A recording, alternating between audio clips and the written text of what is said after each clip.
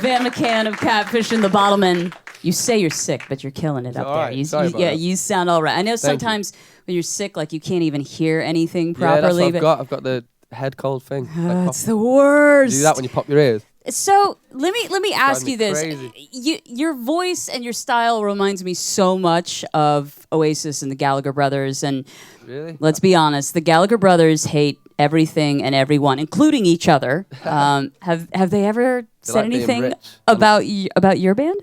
Have they said anything? Noel actually said the other week. Apparently, he's requested a copy of the album because like we're from the same kind of background, and I think he was a bit like. He's been saying in England a lot in the press, like, we're all the working class bands and stuff like that. And right. We're all the young lads and all that kind of thing. And everything's like, all the bands in the music industry now are all like people in London who like kind of live or kind of sleep with somebody at a record label, you know what I mean? And like, we never did. We knew no one. We were in a van for like 7 years before we got a deal, like since we were 14. So he's insisted on the album and he said something, because some journalist said to him, this young lad's always like, I want to take over the world like Oasis did. So he said it to him. Exactly how they were. And then Noel was like, good luck to him. I hope he takes over the world. So I'd be made up if he liked it. So he said good luck. He said well, good it's luck. a rather charming thing It's for nice, Noel Gallagher. I know, yeah. He might have been Did a you see little what he drunk. just said about Kanye West? I've just seen the quote on the front. Have you seen NME magazine? It just says, what is it? Just says Kanye West, I'd knock him out. That's it. Of course he would. He's but mad. see, he's the one person that was actually serious with it. He really would do that. He said he'd rather drink Diesel than listen to Alex Turner do an interview.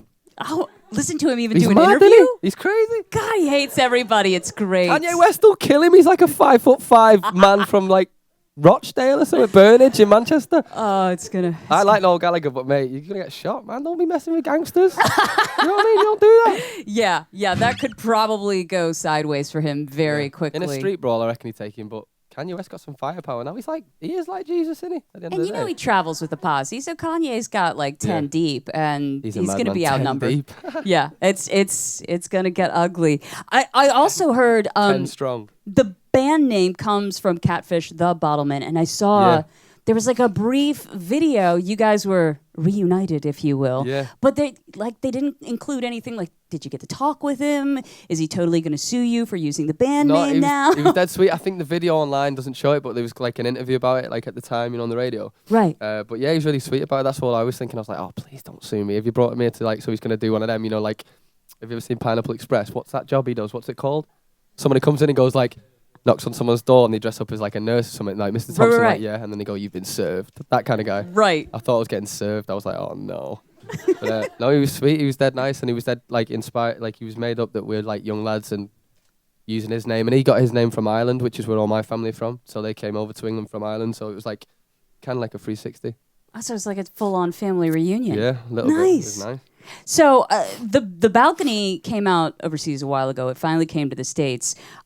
Technically, that's kind of, I guess, old material for you. Do you feel like? Yeah. Well, the last song on it I wrote when I was like 14, but like right. doesn't feel old to me because it's like I never get anything off writing a song anyway until I hear like I play it to one of them or one of the lads and they go, mate, that's good, or like I play it to like in a gig and people are like excited by it singing back to me. So I don't get bored of it every night. It's as exciting as it was the day I wrote it. You know what I mean? So are you writing new material now? It's done. We're not supposed to start writing it till April, and like we've just sent the label and like everybody the next album because I've had it written since I was like 15, 16. I've got so much material. I have like because we were always like we were so serious about it, you know what I mean? And we're like, if we're gonna do this, we'll do it properly. And when you get a record deal nowadays, you get signed on one song and then bands just fall apart. But we were like, we wanted to be a career band, you know what I mean? And when we used to come out going, we want to play football stadiums and have 60,000 people, not 60 people and all that stuff. And when, like we meet fans at these gigs who are like, please don't blow up. We want you to stay like this. We're like, no, obviously. I will not come back to this club. I want to to play to 60,000 if it's not 600. You know what I mean? I'm dead grateful that we're doing like what we're doing now. But like, these aren't the days. The days are when you get helicopters over to gigs and like, you can have big, massive, we can just about afford lighting in England. Mate, Kanye West can have spaceships and that. Obviously, they're the days. You keep coming back to we were just talking about like WWF. I used to watch WWF. You used to fly in and all kinds of stuff and fired out of cannons and all kinds of stuff and jump off mad stuff. That's what you want to see, innit? You Yeah, see I mean, band, like with all that kind of excitement and those big gigs that everyone can go and just have a massive rave and like it's about the occasion and like creating this massive, just this massive buzz. Those gigs don't happen anymore. Just like a big gathering of people. I seen Jay-Z in New York and like the whole of New York were there and it was crazy. It was so good. So there was like loads of white men in suits. It was mad. it was class. That's the apparel. I mean, Yeah. that's what you wear when you go to a Kanye. But You should wear a suit, or preferably a white suit. This was Jay-Z, this one. And Beyonce came on with him, and after the gig, they finished the gig, and 2 helicopters took off straight after it. And I was like, I bet they've just gone to tuck their kid into bed, like. But Oh, they're gonna fly to Tokyo just to have some sushi, like- and then they'll leave. like in England, whatever. I always get loads of stick for going, I want to buy my mum a jacuzzi and buy helicopters for my dad and everything. But like, if you could finish a gig, blow the whole of New York away, and then go get in a helicopter and go take your son from McDonald's, like, you know what I mean? They're the pretty days. solid. They're the days. You know what I mean? So like, yeah. Well, you gotta look into that spaceship too. Start pricing it out. spaceship. Now. Yeah, because that's where it's at. You do some budgeting on the spaceship. Put that on the nowhere list. Near it. We're nowhere near it. Put yet. that on the list. Okay.